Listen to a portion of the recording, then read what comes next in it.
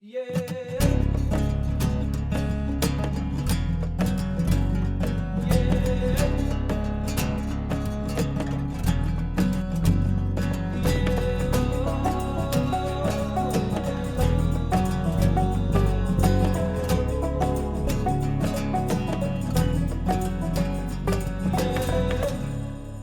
to this week's Into the Wilderness podcast. I'm your host, Byron Pace. It is the 26th of May, 2020.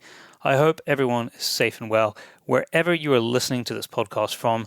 I know a lot of you have been largely confined to your houses for many weeks now, but it seems like there is a little light at the end of the tunnel as some of the lockdowns are beginning to lift. To this week's show, and oh my, what an amazing conversation. I chat with filmmaker Ryan Youngblood as we journey through just a little bit of his life and career. From hunting and conservation in the Central African Republic to working in India, Nepal, Tanzania, the Democratic Republic of Congo, to dodging bullets and bombs in Iraq, you will be left in awe of what this guy has done. You will also hear me talk for the very first time about an elephant charge last year, and we both discuss the moral conflict of documentary filmmaking and the consideration of risk and our very own mortality. It gets deep. Before we jump in, a big shout out to our top tier Patreon supporters, which this week includes Richard Stevens, Richard McNeil, Ronnie Speakman of rdcontracting.co.uk, Chris Griffiths, John Henry Pete, Tom McCraith, James Benjamin Normandale, James Marchington, the guys at South Ayrshire Stalking, Josh Starling, Sean Rowan, James Alvin Corbin, and Thomas Cameron. And of course, thank you to all of our other supporters as well. If you would like to support the show, we have a list of options on patreon.com/PaceBrothers, or you can just head over and rate and review the show. That also makes a massive difference. We have a winner from 2 weeks ago where we gave you all a chance to win a copy of any volume you liked of Modern Huntsman. I just asked you to share this podcast somewhere on social media. Doug McAdam gave the show a share on Twitter, and you are the lucky winner. So congratulations, contact us, and I will get whichever volume you want out to you as soon as possible. As many of you will know, Modern Huntsman are our partners on the podcast, and they help make these shows possible. And as a thank you to all of you guys for listening, we run these competitions. So for this week, it's going to be one that is purely on Instagram. Sorry that excludes non-Instagram users, but 2 weeks' time, we'll have a different competition. Either go and like the page at Byron J. Pace, or tag me in something that you post about this week's podcast, and I will pick a winner at random in 2 weeks' time. If you are trying to find me on the other platforms, I'm also at Byron J. Pace on Twitter, and if you want to use Facebook instead, it is Pace Brothers Film is the page that we use there. If you want to see any of the links for anything mentioned in this show, find the episode on thepacebrothers.com, where there'll be a lot more detail than I can put in the show notes on whatever platform you listen to this on. If you want to check out Modern Huntsman, go to modernhuntsman.com, where you can also order any of the issues along with some very cool merch that went up a couple of weeks ago. Lastly, Northern Shooting Show dates are still set for the 28th and 29th of August 2020 in the Yorkshire Event Centre in the UK. Visit northernshootingshow.co.uk for more details. And with all of that said, I welcome Ryan Youngblood. Ryan, welcome to the Into the Wilderness podcast. Awesome to have you on today. You and I, well, I was going to say you and I first met, but we've actually never met. But I first became aware of you and your work because of an article that was published in Modern Huntsman with just imagery that took my breath away, and an article that got into a depth of what goes on in Central Africa that I had rarely read. And it was the locations that I was going to quite soon after that article came out. So it meant a lot to me and gave me a great insight into the places I was going to be traveling, having spent a lot of time in Africa, but not necessarily in Central Africa. Maybe that's a good place to start. Is how did that come about? Your contribution to volume, I think it was volume 2, Modern Huntsman? Correct. Yeah. It was volume 2. Yeah, I mean, that was 2014 in the Central African Republic, and I believe it was around February. I mean, and this is like a year after the Central African Republic, or the CAR, had been kind of in knee deep in the civil war, and I weirdly was finding myself going there, and really it was all stemmed from I just wanted to go hunt in Africa, which had kind of been this sort of wild dream of mine, and even probably part of the dream that took me to Africa, I guess, like, I don't know, 12, 13 years ago. And I was living in Uganda at the time. This was in the fall of 2013. I had a buddy who was also a fellow hunter and a photographer, and I was just, chewing the fat, just saying like, hey, do you know of any places where we could hunt in Africa, like a more of a connection rather than like, let's go through some really expensive safari company or something. And it was CAR that had, like, ironically, the easiest lead to go hunt, and so he had a connection with a guy who had a hunting company out there that was also starting its own conservation component to it, and kind of in the middle, or not really in the middle, really in the beginning of sort of that that real awareness of like the hunting and conservation marriage that has always existed, but really has become more, I guess, mainstream and understandable over the past maybe 5 to 10 years. And so yeah, so I connected with this Swedish guy who grew up in the CAR, quite literally grew up out in the bush, and grew up like hanging on his dad's back as they went elephant hunting, and had never left, and opened up his own safari company. And so I contacted him and said, look, can we like do a trade? Which is also kind of the beauty of my work. You can kind of, or our work, you can, it's not always about monetary, trade. There's some bartering involved. And so I was like, hey, is there any chance that I could come do some work for you guys in exchange for hunting? And he was keen on it. And so that's what took me there initially. Wow. Yeah. It's, if we were only interested in money, I think we would probably all do something else. Oh yeah.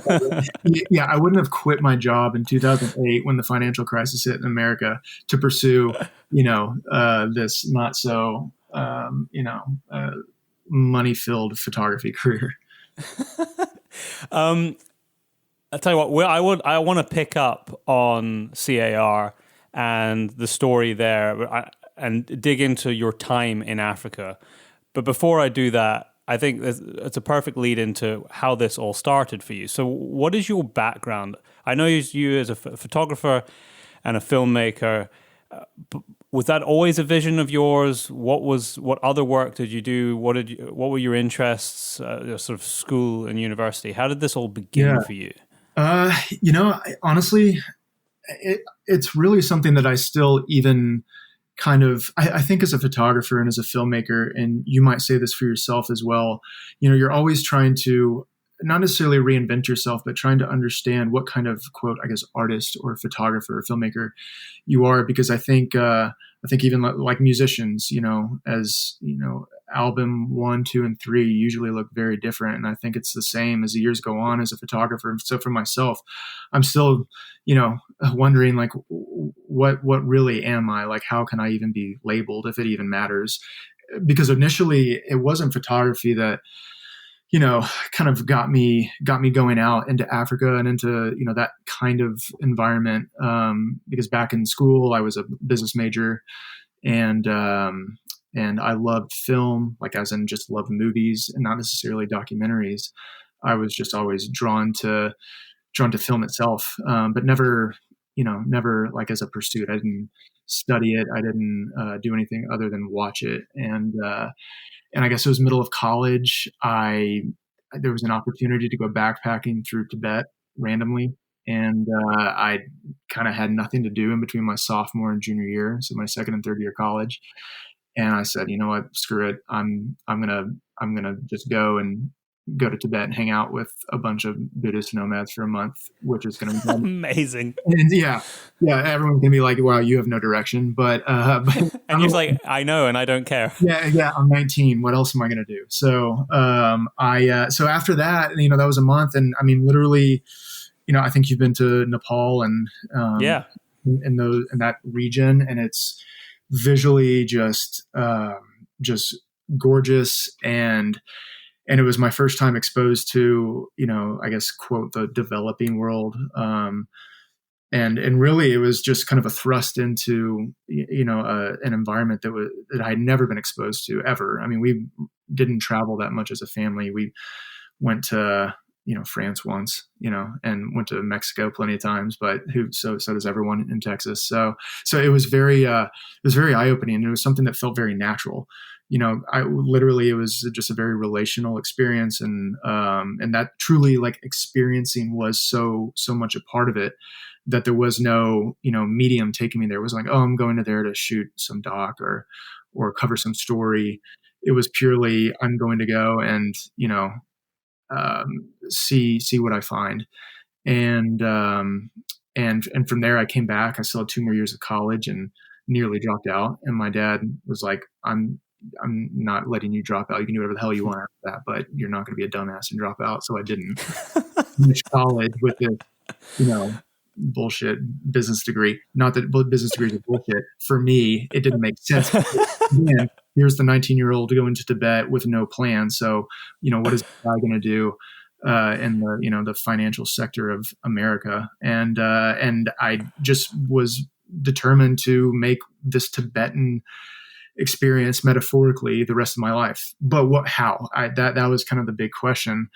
And I guess it was the next summer, again, quasi directionless. I was working on a ranch during my third year at university, saved up money, and Africa was another kind of geographical point on my heart, and decided to use that money to buy a plane ticket, fly to Tanzania with no agenda, other than, go stay with Maasai tribe, which was so naive and cliche, but still it was just like, yeah, I'm going to Tanzania. I'm like going to be like with like the tribal people. And looking back, it was just like, what the hell was I even thinking? But I did. Landed on the ground, brought my camera because I just wanted to have memories for myself, and stayed with a community of Maasai people, and through people that I had met while in outside Arusha. And that's kind of when I saw this unearthing of photography. And that's kind of when I started connecting the dots, kind of like, okay, I enjoy this. And I think that there's maybe some, hinge of talent there, I guess you could call it. And it really makes sense, or it translates very well in Africa. So what does that mean? And that's kind of where it went from there. And I ended up getting a job right after college, like a quote real person job, actually. Sidebar, and not to bore you, but I was working as an editor for this production company in Plano, which is a suburb of Dallas, and just like slowly dying inside. And again, that's when the economy wasn't doing great. There were layoffs at my work, and I said, I just have to leave. And that's when my dad said, "You're a dumbass." And I said, "Well, I maybe, but I just need to try, kind of try out this thing that I felt, a year ago." And so I randomly got a job where, I mean, I say I got a job. I think I probably, paid them to let me go and shoot a film and some photography for a small NGO in Rwanda. And they, and it went well, and they were kind of like, "Hey, if you want to like chill out here and post up for a bit, and we've got some work that we'll actually, pay you now for the next like 6 months, and you could freelance yourself out and, stay at our place." And it was like this, like, I felt like a Colombian drug lord. I had this huge house to myself, which was like their office, but it was me and another guy, and the other guy had his own family in another home. So I was like sitting here like, okay, what world did I fall into? And before I knew it, work started churning in, and once you're there, you just kind of, you just start building a network naturally, especially in a place like Rwanda, which in 2009 was still, kind of an unknown place outside of, I guess the genocide or guerrillas. It was still probably, seen as a dangerous country, which it was a far cry from that. But I was one of the few people on the continent with an SLR camera, which in that time was kind of like the boom of that. It's like, whoa, an SLR camera, these really cinematic, images that are coming out of it in terms of film and filmmaking. And I think I hit it in a great stride and just started garnering work from there. Amazing. So how did you start filming just because the cameras that you were taking stills with now had the ability to film, or did that come from when you were working at the production company? That, honestly, I started off with this Panasonic HVX 200, which if you're, asking like in terms of like the hardware side of it, it was like this boxy thing, and I had this lens adapter, and like I'm surprised that I wasn't shot walking into these these villages, because it looked like I was carrying like a weapon. It was just so fucking massive. And I came back after trip one, before I was like properly living in Africa, met a buddy for lunch, and he's like, "Hey man, check out this thing called a Canon 7D." And I was like, "What, this small thing?" And he's like, "Yeah, yeah." And he showed me this film. Like, this is better than this, friggin' tank that I'm carrying around. And so then I just like, just completely lock, stock, and barrel sold the whole kit and bought a 7D. And for better, for worse, have been kind of like, it's been like this, this third part of me that I've mastered it, in a sense that I'm so comfortable with it, and I feel like I shoot really well with it, and I've really spec'd it out. That's great for me and the lenses that I use. It's a little, dated in the sense of what people are using these days, even in these bush shoots. People are running around with reds and whatnot. But that is, yeah. But then I just fell in love with how light it was and how easy I could be in places and get into very hard to reach places, at times dangerous places. And I think there's this like, you can kind of unarm people naturally, because you can even, sometimes my little, party trick, there's a lot of us, I'll turn the camera on myself, let them use the camera. I'm not really, worried about it. And it's become almost kind of my golden ticket through places, whereas having, a huge kit with lights and, sound and all this other stuff, kind of being a one-man band, fit my work really well. And I think it has given me the best access for me. And again, that's not for every filmmaker or whomever, but for myself, it's not about really the, what kind of image it really produces. I think it produces just a perfect enough image, but the story's more important to me. And it's given me just a closer perspective to people and places. Interesting. Yeah. Do you still shoot some stuff on SLRs now? I mean, as in video wise? Pretty much that's all I do. I mean, I can operate some other stuff, but it's like I feel very clunky with it. And so, and I think that's kind of, that's where I'm, I feel, I probably feel like Tommy Lee Jones felt at the end of No Country for Old Men, where he kind of like great film.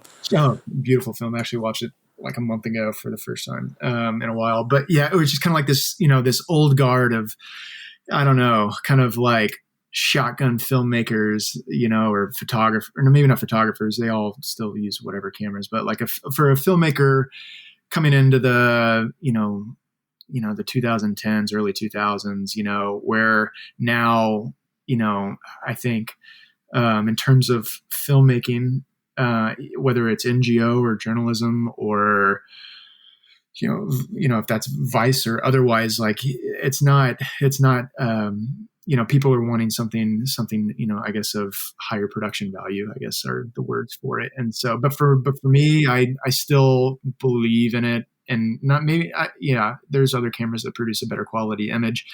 But I'm not as much concerned with it now. Maybe, my potential clients are, but I still, fight for it and try to keep it a part of the arsenal.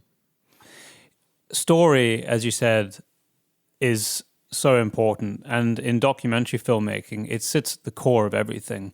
Some of the best documentaries that I know of piece together footage and assets that historically existed along with content that exists out with what was captured specifically for the documentary, but is sourced at a later date.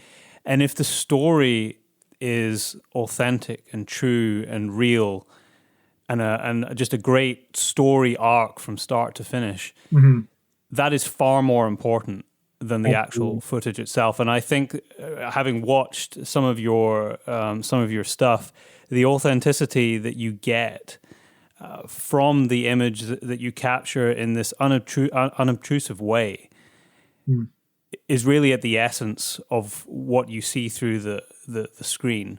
And I think that goes far beyond the actual kit. I think one of the pitfalls of new filmmakers is, what is the newest, shiniest kit that everyone else is using, focusing far, far too little on how to tell good stories visually. Absolutely. No, I fully agree. And I think that, and coupled with, social media, I'm really thankful that, I was around doing my work when Facebook was around, but it wasn't used like it is used now. And Instagram certainly wasn't around. And so this, I think on both of those, this need for like the next, piece of equipment or gear, or the need to be, documenting every aspect of your life, or concerned so much about with, how many views something gets or what have you. I think it's allowed, just speaking on a personal level for myself, to be very present. And that I'd hope translates through my work. And I think it's a universal and a timeless idea, what you're talking about. So one of my favorite documentaries I've seen probably in the past 10 years is, I'm going to butcher the name. It's The Talented Mr. Boot, I think. I'll have to check on that, but it's Lord of War, if you've ever seen that, with Nick Cage. Yes, Nick Cage. Yeah. Yeah, exactly. Yeah, awesome film in my opinion. But this documentary this guy was based on Nick Cage's character was based on this guy, real life kind of gun runner out in Africa. And this documentary was all of his home footage he shot of himself. It was really really interesting to watch it all play out, because he eventually kind of foreshadowed his own demise. I'd recommend it. I can text it to you later, but it was all, stuff he shot in like 1993 with some shitty, VHS camcorder, but you're just so enthralled, so captivated by, this very interesting character and what's happening next. And to your point, it's like, I could care less what, how crisp the image was. I was more interested in the story itself. So going back to, you're in Africa, you're filming for an NGO. Mm-hmm. Where did that take you next? Or maybe we should start with, what were you actually filming for the NGO in Rwanda? The Rwanda NGO specifically provided water solutions for people without access to clean water. So at the time, specifically for them, it was drilling boreholes and providing wells for communities. So that was, kind of the lead into that NGO world. And they were great to kind of platform off of and begin the career. And then, because there's about 1 billion NGOs over in Africa, that kind of like opened up that door. And then started leading different sectors of humanitarian work, which again, like I think all that's great. I wasn't as much concerned with, being a part of the work itself. Like, it was just bringing me into, these places that were fascinating, and really it was what was going on outside of the work that my eyes started getting drawn to. And I think that's what led into just a general doc work, and like, the small amount of journalism that I've gotten to do. And from that point, I think I just felt like I got a little bit more savvy on the ground and started running into places on my own and trying to do my own stories, or really just truly, I guess, exploring is the best sense that I could put it. But I had a camera and I had like a reason to explore versus just kind of in some sort of, you know, um, you know, just wandering kind of way. A camera is the most incredible passport into places. Right. And you can meet people and do things that you would never be able to do as a tourist. I found it incredible for me. Photography and filmmaking was never something that I pursued growing up. I was chuckling to myself when you were talking about studying business, because it's an absolute parallel of what I did. And then left that all behind. But I've been amazed what is achievable just trying to tell other people's stories and the places that you can put yourself in. And it makes a big difference having that reason to be there, that is more about allowing the environment and the people you're with to express their story, rather than you being purely an observer like a tourist is. Mm-hmm. Absolutely. Yeah, no, I fully agree. And, versus feeling, like I'm like on this perpetual eat, pray, love experience for myself. Yeah. It just feels so, like a leech on, on the world and on experience itself. I've been thankful that photography has allowed me to feel, I guess, quote, purposeful. And I know it's like an overused term, but to like have purpose and feel like there's, purpose in what you're doing, has been, it doesn't go over my head that, it just happened to be there. I didn't try to, train into it, and thankfully it turned out the way it did. And then equally, it's been a weird exchange as well, because as much as it has been something where it's like, I feel like I'm like having purpose with this, camera, and, giving, maybe giving people value to be heard, their story to be heard. There are times where I also feel, and this isn't real time, this is, I think, like later on, where, and it depends on the content, I think, of the job or the story, but feeling this sense of, as I guess as you go on, like a sense of almost numbness at times of, because this camera, it is this great passport, but it also can become this great distant maker as well as it is. And it's very ironic just how, I can be, in the middle of something and shooting and feeling detached because of this camera. And then equally at the same time connected. And I know that's a weird, oxymoron, but yeah, it's something I know what you're saying. You're fully immersed in those places and with the people who surround you, mm-hmm. but you're viewing it so often through this piece of glass, mm-hmm. which in a way forms, or it can form, this barrier to the visual experience that's around you. And I found, actually, talking about the situation that we currently find ourselves globally in right now, the last sort of 12 months with a lot of the work that I've been doing, which I've worked on a pretty cool documentary project last year, which isn't finished, but a lot of the work around that had been very sort of commercial focused, which isn't, it pays bills, but it isn't my driver for doing what I do. And that had made me feel quite sort of detached and to use your word, numb to the whole process. And now I find myself confined to a house, trying to do bits of work that I can do without going out. I can't even remember the last time I put my camera in my hand, apart from the film camera that I have here with me.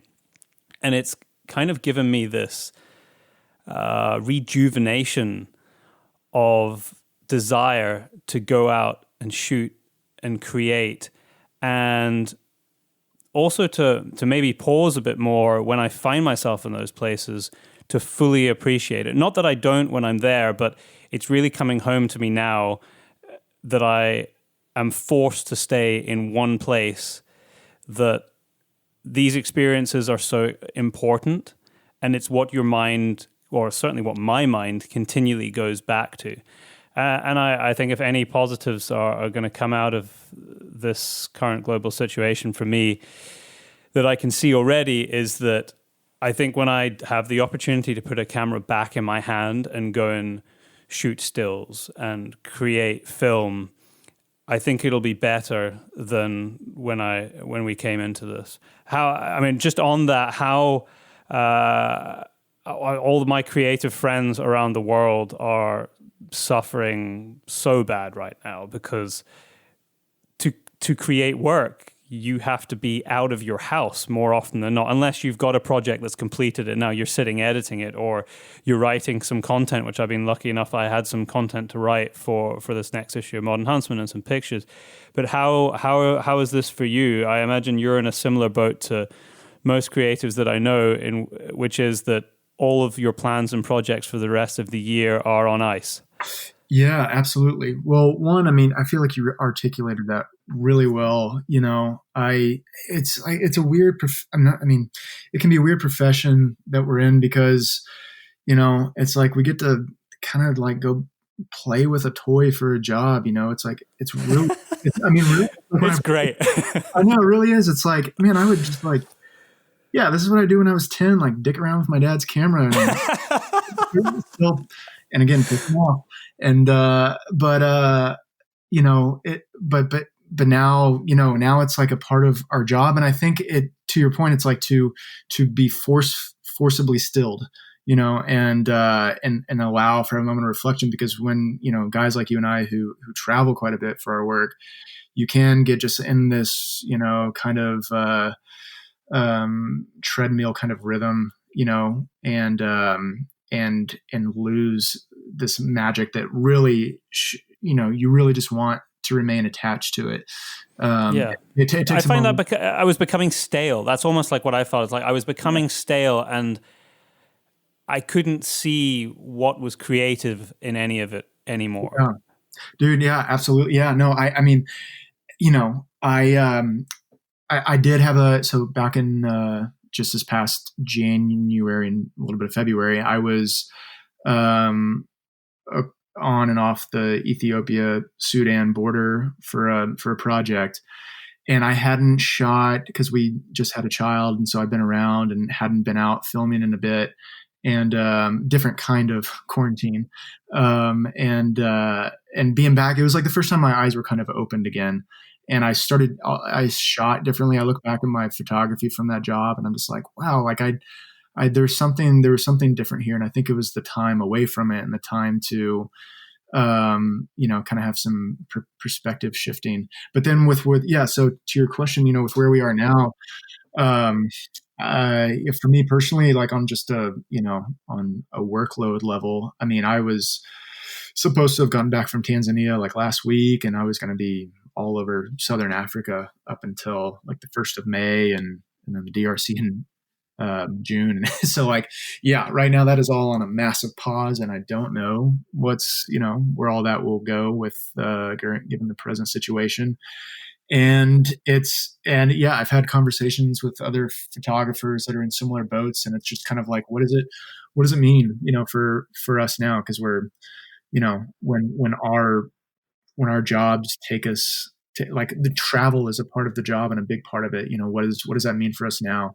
And it means something. And it's not, like let's stress about this. Yes, there are stressful elements to it, but I'm excited to honestly, see what comes out of it. I can't even tell you what it is, but I think it's being, at least for the moment, forced to think, and hopefully good stuff will come. One other positive, which I think will come from most people, is I've never been more on top of my paperwork. So maybe we can all take that away. Yeah. Oh my gosh. Yeah, completely. All these other little admin things that just all of a sudden I'm like, wow, man, I'm really getting buttoned up here, and the house is cool. Yeah. and just something else you just brought up there is I've taken a lot from looking back at old images and old film work I mean, some of it I don't even want to look at because I now look at it as that is so bad. But I think it's important to remind yourself where you've come from and how you've developed, because it allows you to learn more about how to improve in the future. And I've spent the last couple of weeks re-editing old still image. I haven't done a lot of video work because I didn't bring a lot with me, but I did bring a kind of bank of still images that I had intended to kind of revisit. And I've learned a lot from that process. Yeah, of course, I would definitely shoot a lot of that different to how I did at the time. But I'm now processing that in my brain, and it's giving me a chance to stick them back in Lightroom, even see how they were edited in the first place, and wonder why on earth they were edited in that way. Right. But also, like, compositionally, why they were shot that way.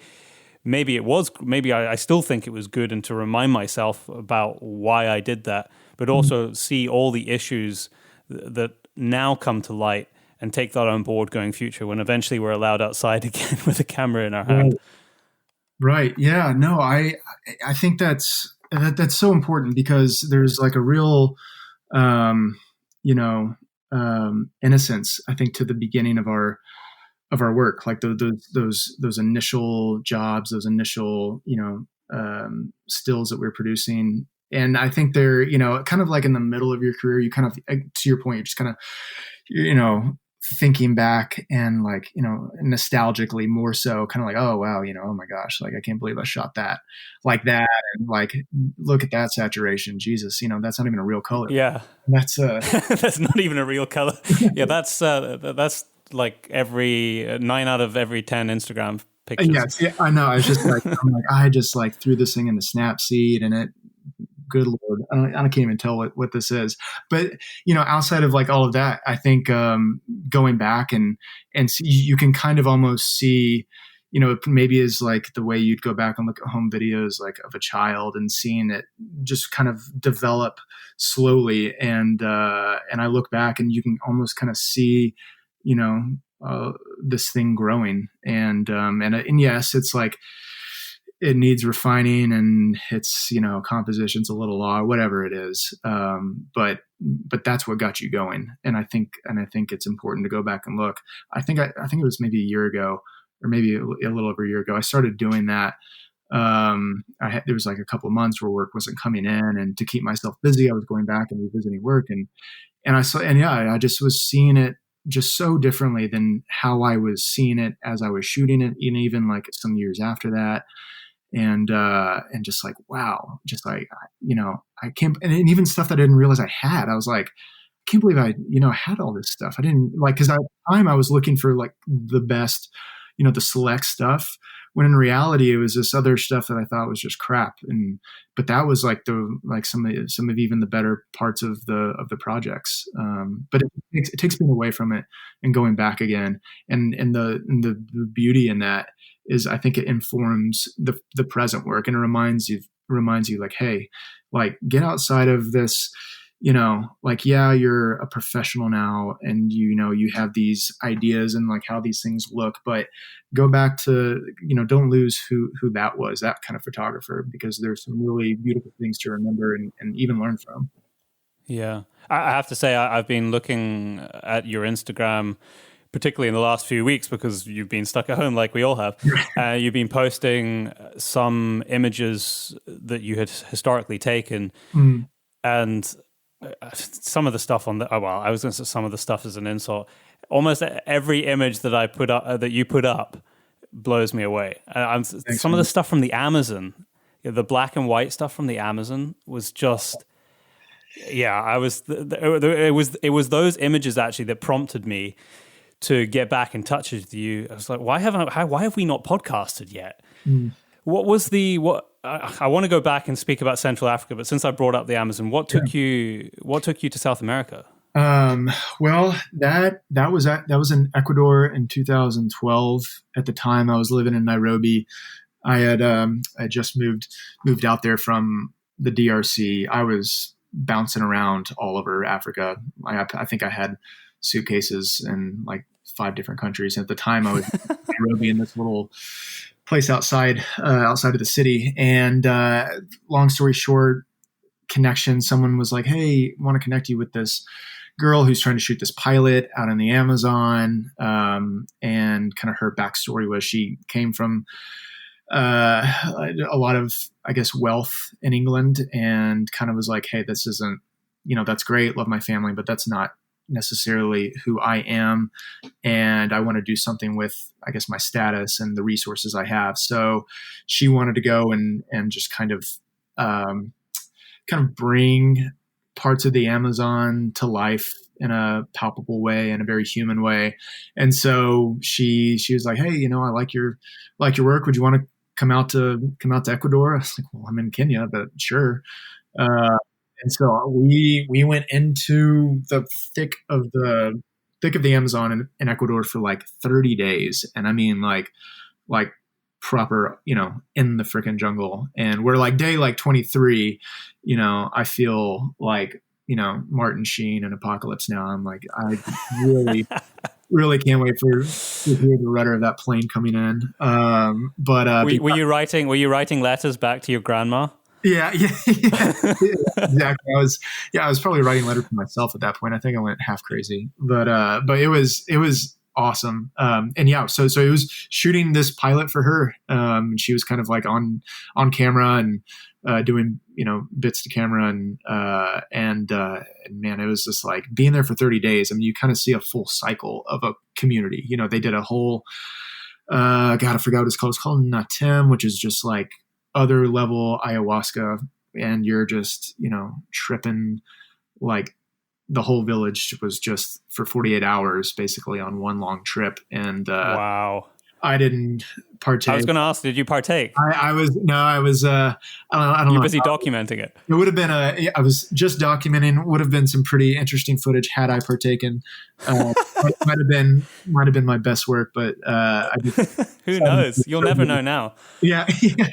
Well, I did a couple things. Like I drank some of the tobacco, but like I'd been chewing tobacco since I was like 9, so that was pretty. You were 9 years old. Yeah, I was, already. You're from Texas, right? So I mean, you basically come out the womb chewing tobacco, exactly. Or that's like, it's like you get your driver's license and then a can of Copenhagen. So, but that was really fascinating, and I was just blown away by their what's the word?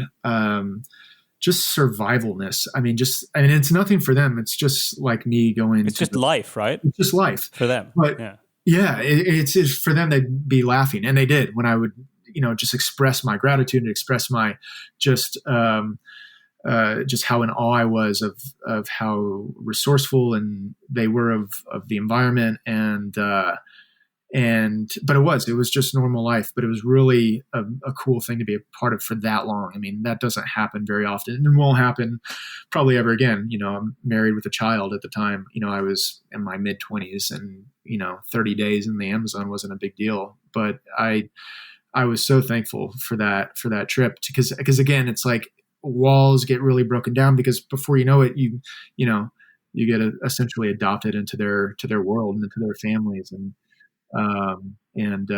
I think that's where you get your best work to come out of, where you're not a guy with a camera anymore. You're a part of a family, of a community, of an experience, and the camera is just like anything else. It's not.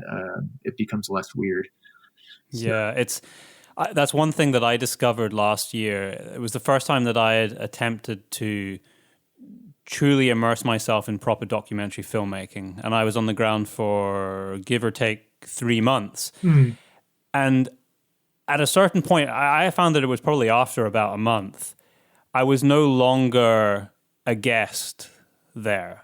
Right. I was part of the environment that I was in, and the people who I was documenting I don't even think they were cognizant of the fact I had a camera in my hand anymore. I was just there as if I was always there. And it makes such a difference to your ability to storytell and get an authentic view of the scenarios that you find yourself in when people are completely comfortable and no longer really aware that a camera is there. The longer that you spend on the ground, the better the story becomes. And I think it's not just, I mean, some of that is because people aren't conscious of the fact they've got a lens pointing at their face. But some of it is also because more interesting things happen the more time you can spend in a place. Right. Yeah, no, absolutely. Yeah, it's, I'm sure you can say the same. It's like, how many like really great moments have I missed with my camera? Because it's like, you get half a day somewhere, a couple hours somewhere, naturally, of course, someone's going to be like, "Get that out of my face," or all of a sudden become uncandid. But when you're, to your point, when you're there for a while, all of a sudden you get real moments. You get, you're trusted, and that's so important. I mean, with documentary work, especially. That was the DRC, what you're referring to. Yeah, I was. Yeah. There was this relocation from Namibia. So a lot of that time was spent in Namibia on the place where these elephant were captured. And then we did the journey up, and then we went into the DRC. And I mean, it was, sorry,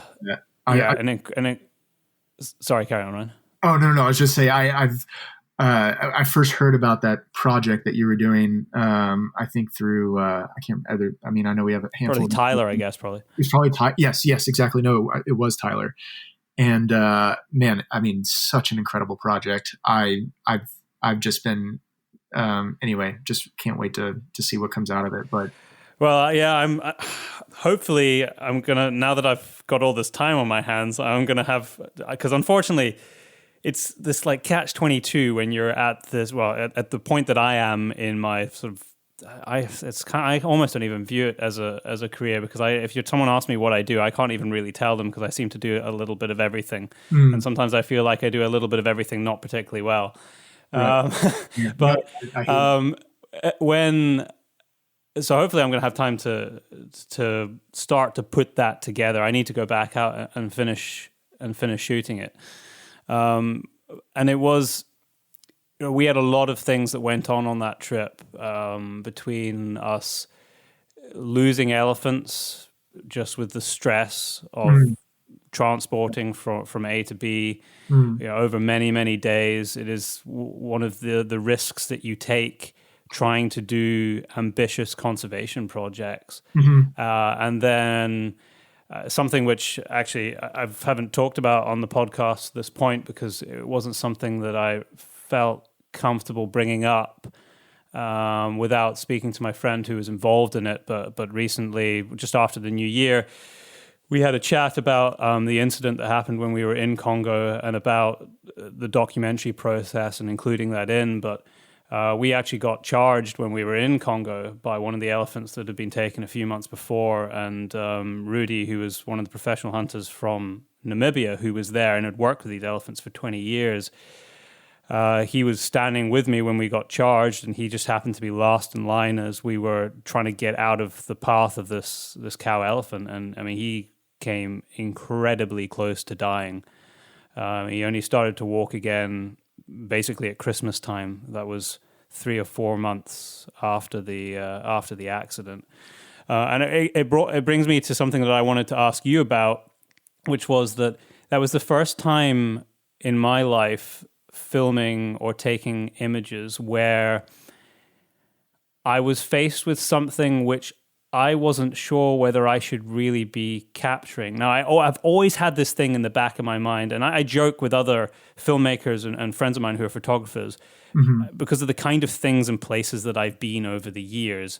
Some of them are not particularly safe. And the sort of blasé young guy in me has always said, whatever fucking happens, make sure you keep on filming. I don't care. If I'm going to die, at least catch it. And that's not to say that I'm being reckless. It's just that's maybe that's a mindset of a filmmaker and a documentary photographer, is capture what's going on as authentically as possible. So, and I'd even kind of had this conversation with Rudy, who was the guy who got trampled by the elephant, only 2 days before, we were releasing these elephants in the Boma, in the DRC, and it was this very complex mix of emotions because there was a dead elephant in the crate Mm-hmm. while we're releasing these other elephants from what was at the time drought-stricken Namibia on a place that had too many elephants to this new life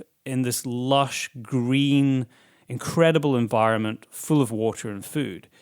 But we had death and loss, and the people who had brought these elephants, they knew them.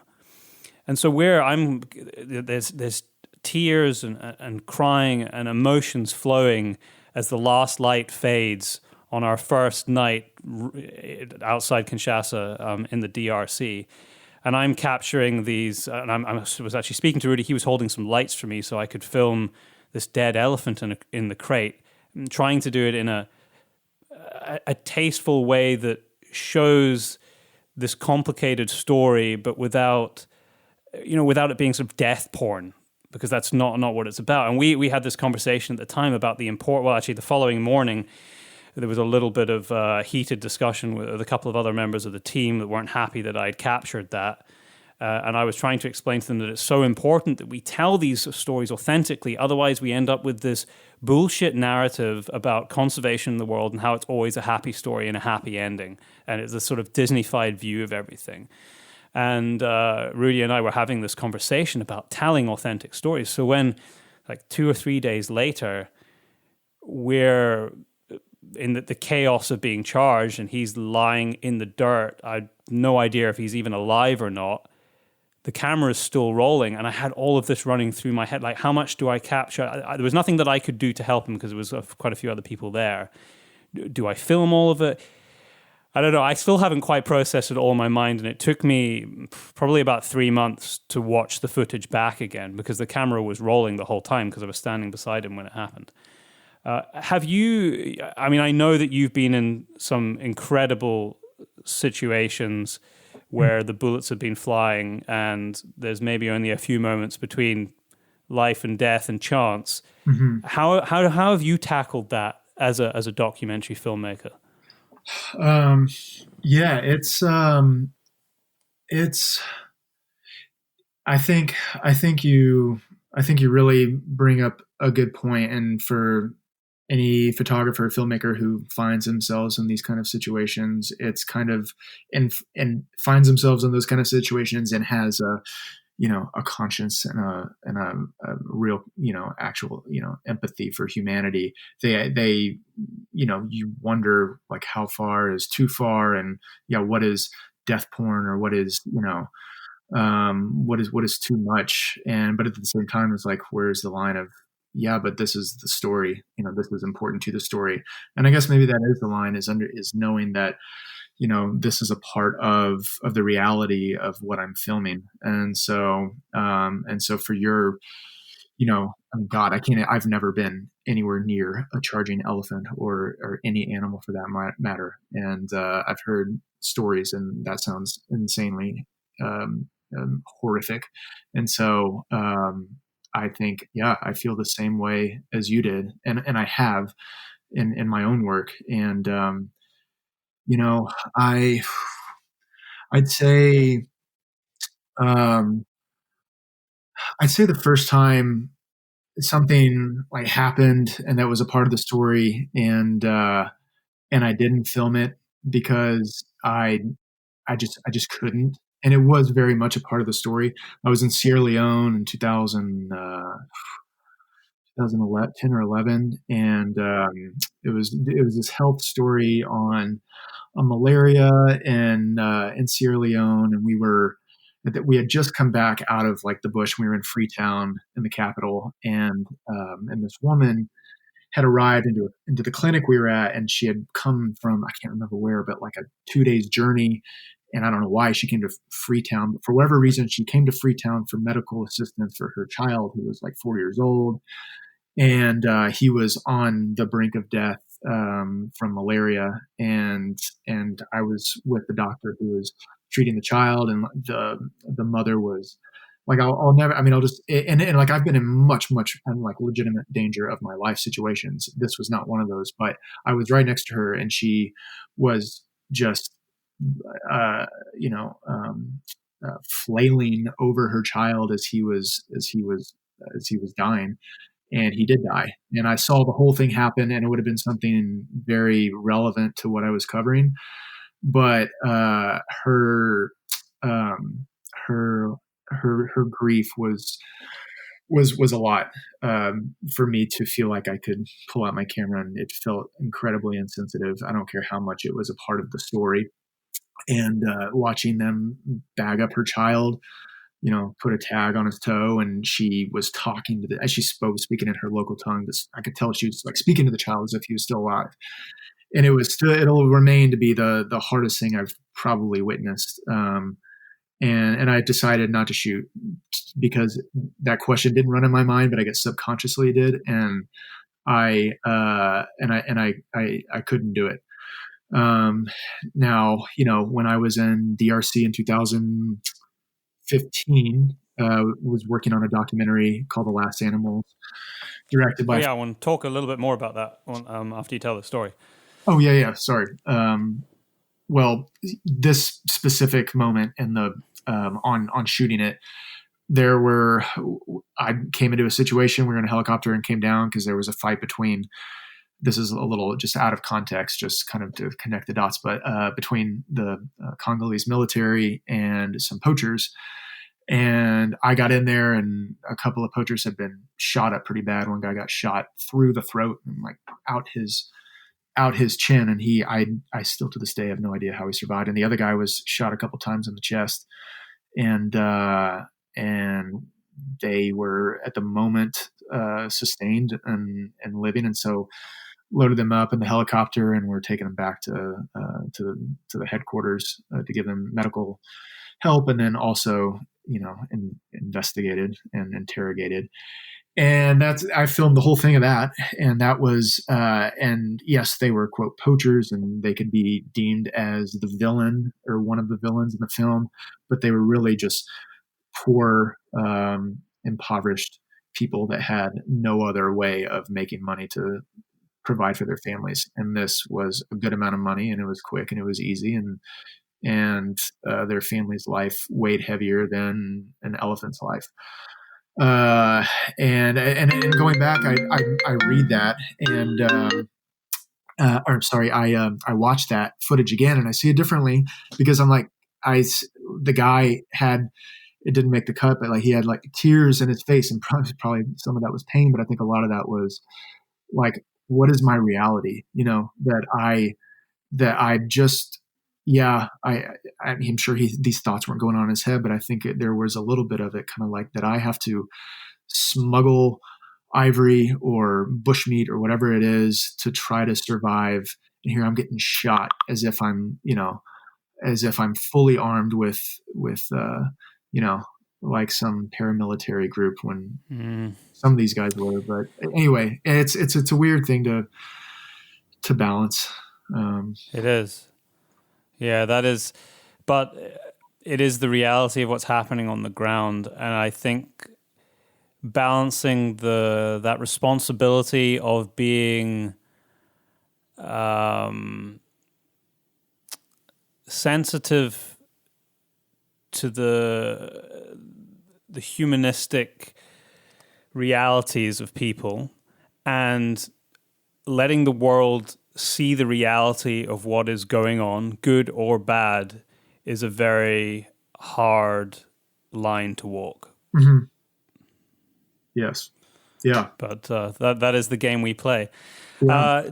Let's talk about that film because I watched that film, The Last Animals, at the start of last year. Before, I knew who you were at that point, but I didn't know that you had filmed that, and I didn't watch it because I knew you had filmed it. I had watched it when I was looking for inspiration prior to me going to Namibia and Congo to do to film this documentary I was working on, and I was looking at all the kind of docs that had been made, past and present, along similar kind of veins, and I came across that. And then you and I spoke on the phone because I was asking some advice before I went to Congo, knowing that you'd been there. And it came up that you'd worked on that. I said, "No way! I just watched that a few weeks ago." I mean, that was a big film. It toured around the world, got accolades at a number of film festivals. How did that come about? And talk me through that filming process. Yeah, that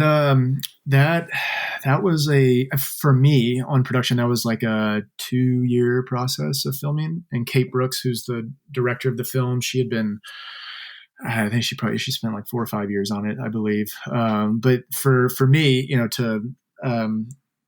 terms of the CAR part of my story, that's the CAR trip actually led me to this job, because I had come back from the CAR without getting into too much detail, but I wanted to do my own documentary on a similar topic, not completely like what Kate was trying to cover.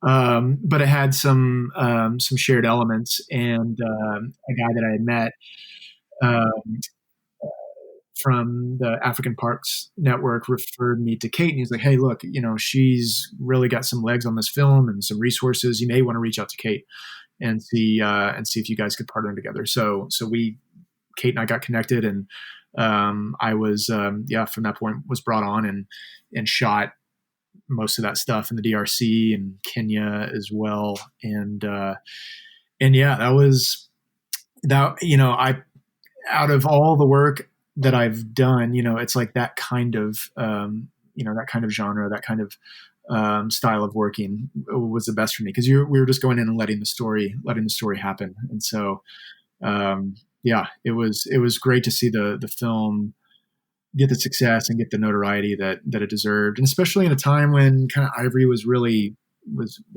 at a really high point, and I think Leo DiCaprio came out with the film in November. The prior. The Ivory Game. Yep. Yeah. Exactly. Yeah. Because he was executive director on that, wasn't he? Yes. Yeah. Exactly. Yeah. So that, and I think there was like 1 or 2 others or something like that. And so anyway, so it was, really, in the midst of some of these high profile films, that it shined. And so, Garamba, which is in the north of the Congo, Garamba National Park, one of the oldest parks in Africa, at the time was kind of on the back end of its really most conflicted point. And there were poachers coming in from Sudan, and that also LRA combatants, the Lord Resistance Army, who had originated from Uganda and fled into neighboring countries to kind of hide out, but were profiting on ivory and on the illegal wildlife trade. And so, you had a true war zone for all intents and purposes out in this area. There was no real front line, but you have a situation where you have these, park guards who, like, okay, let's keep an eye out for, Joe over here who's snaring animals, and we'll fine him, or, put him in 60 days in jail or something. But all of a sudden they get like a real sense of true combat brought to their doorstep, and asked to do something that a soldier signs up to do, and versus, maybe what a park guard might be asked to do. And so you see these guys step up and say, okay, well, yeah, this is what I feel called to protect, and I'm going to risk my life to do so. And so you also have this interesting pairing with the National Army was coming, and they were working in collaboration. And so you have like these really interesting logistics of, of how that all played out, and everyone's kind of pursuing the same enemy for different reasons. And so to be in the middle of that was fascinating as a filmmaker. And yeah, I, spent, God, just days and days and nights out on patrols with all these guys, and coming into situations like the one I just explained. And a lot of it is just walking in this heat, as African heat, especially Congolese heat. And you're just like, fuck, this is just, sometimes you wonder why you're there. Oh my God. Like, I'm just like sitting here and I'm just like, oh, like what am I doing? what am I doing? But then, yeah, when you see the film come together, just like what will happen with yours, you're like, okay, those 3 months out in the sticks, that now I see it. Now it's now like Mm. the story is important, and that's kind of what The Last Animals was for myself. And Kate was so easy to work with, and so it was just a great working experience. Well, just give me give our listeners the premise of the documentary and where they can watch that. I think Yeah. it's on Netflix. I think. Yeah, so The Last Animals can be viewed on Hulu right now, and the premise of the film is uh, ivory trade and illegal ivory trafficking out of Africa, but we specifically kind of honed in on Central Africa and how that has funded, other activities like funding terrorist organizations, but primarily focusing on how it fed the Asian market, and really just how.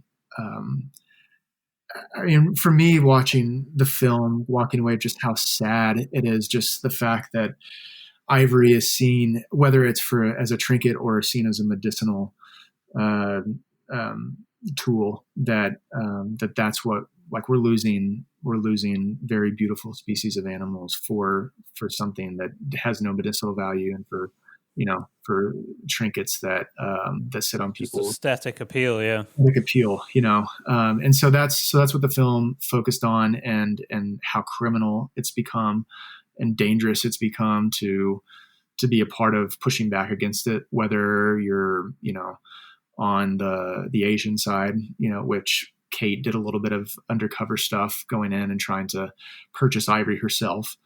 And, whether you're there or whether it's on the ground in the Congo, like truly fighting and getting into firefights with people that are battle hardened, guys that are coming from rebel groups, or from paramilitary groups out in neighboring countries that have seen conflict for 2 decades. And you're up against like a massive enemy with a lot of power. And so yeah, there are a lot of really interesting elements to the story outside of just like, oh, well, of course we don't want to see elephants, vanish in front of our eyes. And and so yeah, it's a great film. I'd encourage anyone to go check it out. In those situations and scenarios, and this is a question I've asked myself more and more, maybe in the last 1 or 2 years, this will be particularly pertinent for you, given that you have a wife and child now, but do you worry about your level of risk in these situations? I never really used to care about that at all. It was just, I'm going to experience the most mind-blowing, amazing thing I can possibly scenario I can possibly put myself in. And as long as when I die one day, I leave behind a whole bunch of great stories, that was mainly what I cared about. And to some extent, that's still true, but I have thought about my own mortality a little more as I've started to get older. And that's not because I have anybody that relies on me. I don't. It's that reality must be way more encompassing Yes. for you, Yeah. given that you have a family. Right. Yeah, definitely. Yeah. Yeah. Yeah. The answer is yes. But I think, to give an example, I was in, the first time I was in Mogadishu was in 2012 in Somalia, and covering some heavy topics over there.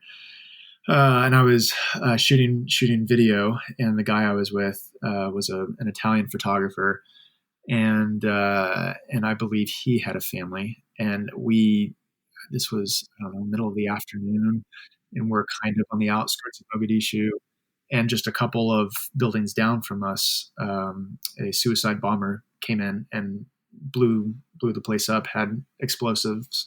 It was actually a female underneath her burqa, and all shit just broke loose, as you can imagine. And we're just like, out of here. And there was just chaos in the street. And I remember we eventually got out of there and we switched cars because there was also like we were working with a few. The subject of the film was rape in Somalia and how it's just something that isn't considered an issue because of Islamic culture and religion. That this is not something that happens, but it especially in Mogadishu where there's IDP camps everywhere, it does. So anyway, so we're having to like move around in different cars because their word was getting out what we were doing, and they're like, okay, well, we need to kind of change our visibility. Anyway, we get back and the photographer I was with, he was just like, this is fucking bullshit. He's like, I'm not, what am I doing? He's like, I should not be next 2 doors down from a bomb going off. And for me at the time, I was like 25 or something. And I was just like, yeah, man. Yeah. Like totally. Maybe we should go back out. It just wasn't, Yep. Didn't really hit my radar. Yes. I'm not fearless at all. I'm not without worry going into these places, even at those times, when you're in your 20s and you just don't have as much, relying on you. But for me, I still was kind of like, I'm interested in this topic of stuff, that involves conflict, that involves danger. I'm not like, I wouldn't consider myself an adrenaline junkie, but I'm drawn to it because there's some sort of truths within it that I want to explore and I want to try to express through my work. Fast forward to now. That still exists, but it's much, much, much, much, much more calculated, much more thought out because I have a wife and a child that relies on me, especially emotionally, like we're a family now. And especially with the child that just got born, that honestly changed a lot. I'd always heard, like, oh man, once that baby comes, like it's going to like put some things into perspective. And it did when I was married, but it just becomes even more so when a child comes. And for me, it's not, it's like, it's not all of a sudden didn't turn into fear. Like I'm afraid of going places. Like when I was just in Ethiopia and Sudan, had tons of security briefings and security with us. It was, you're kind of, my head was on a swivel for like 18 days, mildly stressful, but, it was fine. But it was the more the fear was the absence of them than it was, it's like me, something happening to me. It wasn't like, I'm afraid of me dying. It's more of when I die, it was the absence then of my wife and child. I wouldn't be with them. Which when the void you leave as a person. Right. It's, because it doesn't matter if if you were to actually die, but my wife and my child or, my life. Yeah. They probably care a little bit, I would guess. Yeah. Just a little bit. They are my world. And it's a struggle because at the same time you're like, but there's this other side of you that it always was. And how do you find that balance? And my wife and I communicate on it really well. And she's been really gracious with my work when it takes me to these kind of places. But it's still something that I think I'll forever have to address, when that job comes up, when I have to ask myself, okay, is this worth it? And what does that even mean? Is this worth it? Is any risk worth it then, but I think that you are also who you are. And you have to evolve and you have to adapt depending on what's around you. For example, for me, like having a wife and a child, but there's still, I think there's a way to do it with caution and with wisdom. Again, it sounded like 10 years ago where it's like, I'm not even going to ask the questions like, will we have security? Will there be this? Or, do you know anyone on the ground? Because I went to Iraq in 2013, very much like that. I was based out of London briefly, and this chick was like, "Hey, you want to go to Iraq and cover some stuff?" And I said, "Yeah, sure." And anyway, we all died there. Tell me a little. I didn't even know you'd been to Iraq. Tell me a little bit about that. What on earth? Who were you covering? What for? That was with the BBC, and it was so this guy had opened up this like ski resort in north of Erbil in Kurdistan, and so Oh, we I've were, heard about this. yeah, Did you shoot some footage yeah. for a documentary about veterans going to ski there? I didn't. No, I didn't do that. No.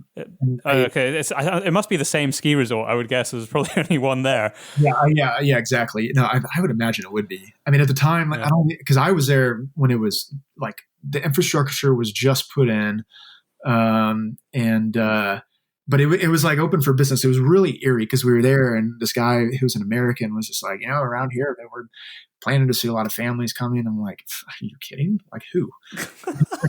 Iraq, man. I mean, northern Iraq, but still Iraq. Anyway, so that it was that, and kind of posing the question, can tourism thrive in Iraq? And so we had to try to cover both the conflict and, I mean, which at the time the conflict was more kind of like the brewing of ISIS. Like ISIS wasn't a household name at the time, but Okay.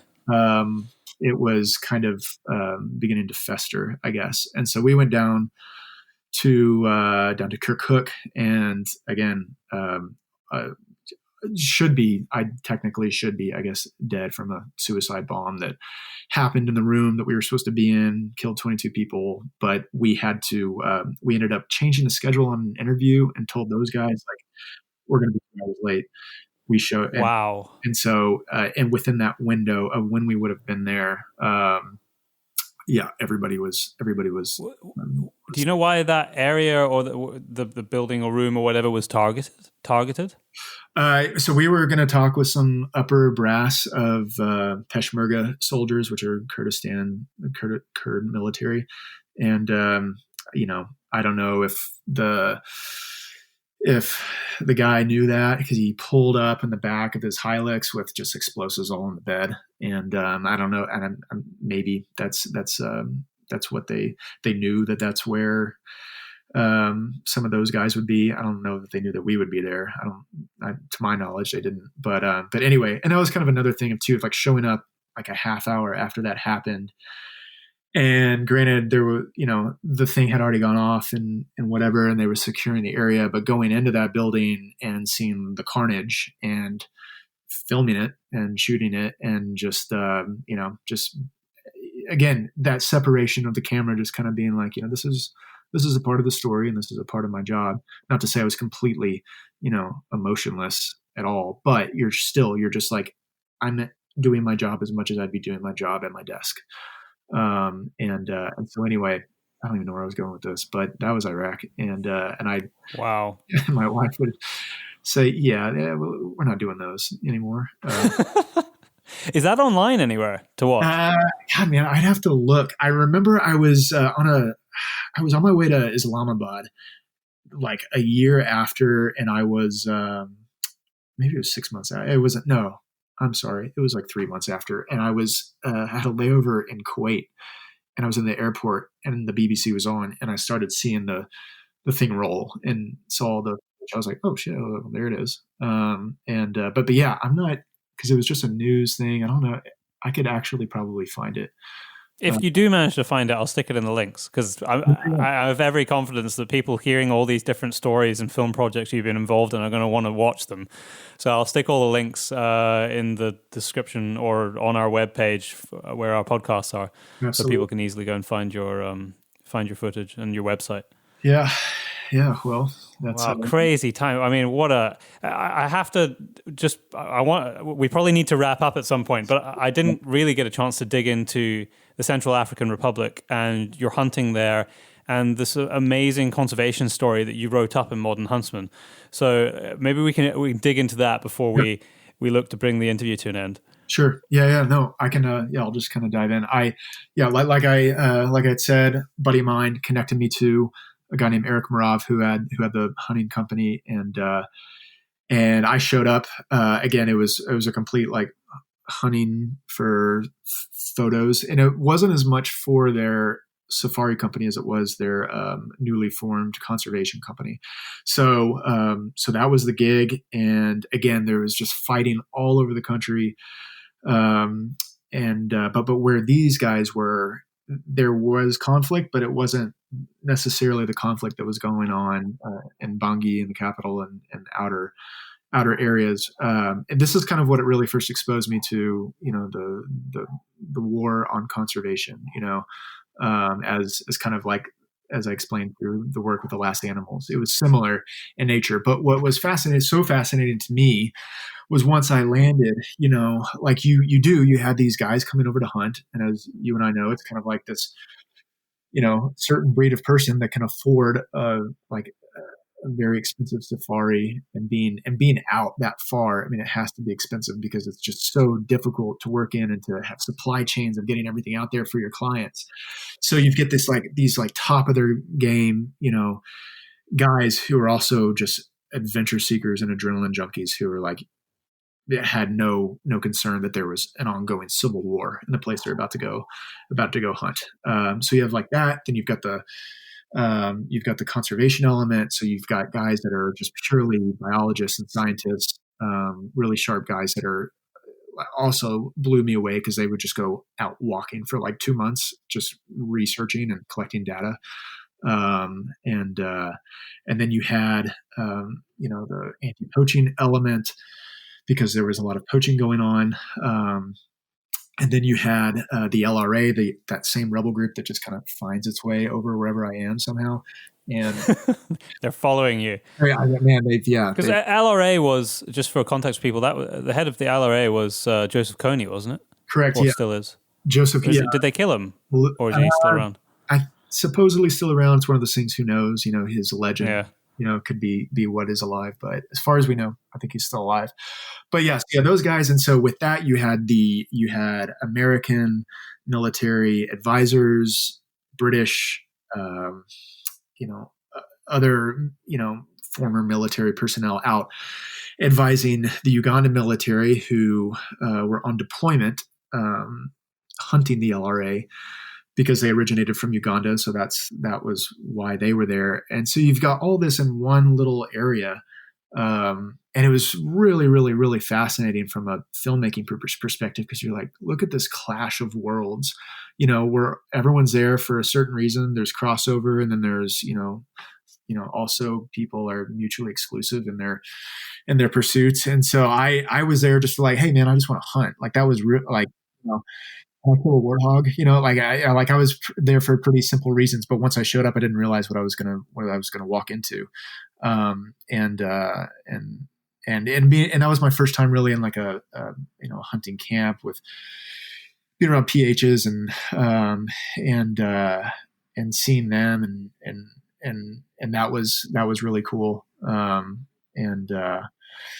And so I essentially, part of it was like, I'm going to be out shooting, and then I come back, and then I'd get to kind of turn off and go spend a week, with the PH and the trackers and go hunt. It was actually pretty amazing. Like if we didn't need money like that, I could do that for forever. That was just like an experience of a lifetime. CAR is not a location many people will have on their list of holiday destinations. And I imagine, from what I know, I've actually never been there, but from what I know and what I've read of what other people have written and what you've written, the poaching there in this very lawless country must make it very difficult for wildlife to survive. Would I be correct in thinking that the hunting operation there formed a core of conservation and anti-poaching, which allowed the wildlife that they were caretaking to thrive? Were they able to see this proliferation of wildlife in the time that they're there? And actually, are they still operating? Are they still able to operate there? Because that was quite a few years ago now. Right. Yeah. That was about 6 years ago when I was there. So the answer to your question, and I don't know what like the current state is, but I know, I know that conservation wise speaking, it is flourishing now. So when I was there, it was like on this dip down in terms of wildlife, and I remember just there being just a lot of stress within within Eric and his PHs, because there was just not a lot seen, because and not just elephants, but I mean, because they weren't actually hunting elephants at the time, and that wasn't something a client could book, but just bushmeat in general as well. Lower Derby, Zealand, and Bongo were kind of like that. That's like really why you were there. And there was just so little of it at the time. And then 2015, I think it was 2015 or 2016, the hunting company had to shut down and close their doors because there was not enough to sustain their operation. But the conservation side remained, and then they partnered with the African Parks Network, who's a very large wildlife NGO out of Johannesburg, and over like 2 or so years beyond that, all of a sudden population started thriving, and that you have to completely attribute that to the hunting. That created that base and that foundation that would not have been there, because it would have been, even in just I was there 2 months, 2-month experience, know for a fact that the wildlife that existed there would not exist there now, because you had the rebel thing and the ivory and all that stuff, but you had we're so close to the Sudan border. You had these pastoralists herding their cattle from Sudan down in through that region of the CAR, because it's so fertile and it's so biodiverse. It's like beautiful. It's perfect grazing grounds in a very dry Sudan, and a Sudan that's under heavy conflict. What are they going to do? I mean, they're going to just move where you can graze your cattle, and then again, same thing. It's just survival. It's like, well, while they're there, they're going to kill bushmeat, take it to the market, use it. I mean, it's just like you can't really damn them for it, but at the same time, it's not going to sustain the wildlife, and so you had to create. You had to create a solution, and the hunting did. But things just got so bad that I think the hunting was like, let's pour all our efforts back into the conservation side, and shut doors on hunting. But yeah. So absolutely. And now, as far as I last heard, like they're as far as I know, thriving, and things are much different in that part of CAR, which is great. And that kind of what allowed me to, feel confident in the story of hunting, because, it, at the time, especially, was so kind of taboo to talk about hunting and not being labeled as, I don't know, just backwoods or privileged, or, or uncaring of the environment, when it was actually the opposite. And that company in the CAR was such a great way to help tell that story. No, I was just about to say, thank you very much for coming on, blah, blah, blah. But I just realized there was one other thing that I wanted to touch on. Yeah. Because you made a film with Tito West, who I've been speaking to a lot over the last couple of weeks on various things to do with modern huntsman and photography. And he's been guiding me through this new experience that I'm having of taking stills on film, because I missed film when I started taking pictures because it was all digital. But you worked on a very beautiful, poetic short film in Africa with him. Tell me about that, because the link to it, I know it's on your website, but it's also on the Modern Huntsman website. Mm-hmm. Yeah. So, just to give you kind of a brief thing on it. I mean, Tito and I kind of like out of this CAR kind of overview kind of conversation about conservation and hunting, and where do these two worlds meet, which we all knew where they met, and how they are symbiotic, and how to someone who didn't understand, thought that hunting was the antithesis of conservation. So we're like, how do we talk about that? But we didn't want to talk about it in the sense of, let's make either a doc or something in the journalistic world about it, because so much of that had been done, and Tito had done stuff in I'm losing the word, in Southern Africa. I think Namibia, actually, on conservation, and I, of course, in CAR and The Last Animals. We're like, what can we do different? We didn't really want to speak about that, but we really wanted to speak more about, what is inside man or woman to hunt. Why is that is that there? You can go into evolutional aspects of that, but now, why do I get so excited to go bow hunt for whitetail in the fall in Texas? Like what in me, lights that fire? And so I wrote kind of what would have been a letter from a father to a son, kind of speaking into that idea. And then Tito and I were able to get everything together. And that was really all Tito, being able to get all the resources and everything we needed to make the film. And we went to South Africa and both directed it. And that was, The Hunter is what we just called it.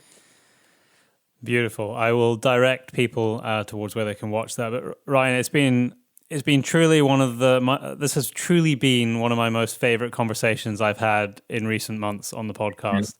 So I'm so glad that we managed to find the time to do this. And I'm really looking forward to, at some point when eventually we're allowed out of our houses, to meet you in person. Yes. And maybe even better than that, meet you in person in the field in Africa somewhere. Because I think we have more than one or two things in common here. Yeah. No, we absolutely need to be out there, and let's find a project and work on it, because I'd absolutely love that. I loved it, and I admire your work so much. Thankful for kind. Tyler Sharp, who's been just like the kind of like connected. He's like this global connector. Tyler is. I'm not to get on a tangent. I met Tyler in 2008, and it's been so cool to see him thrive with Modern Huntsman and everything else in his career. But then equally and selfishly, just the people he's connected me with, and you're one of those. And I've been loving your work from afar, and we'll make it happen. Cool. Well, Ryan, stay well, stay safe with your family. Goodbye until we get out of quarantine. All right. Yeah. And enjoy the sunny weather over there. Wow, what a conversation. Join me again in a week's time when I am bringing you our deep dive into the science of conservation with an Into the Wilderness Shorts episode, and 2 weeks' time where we have another long form and we take a walk into the wilderness.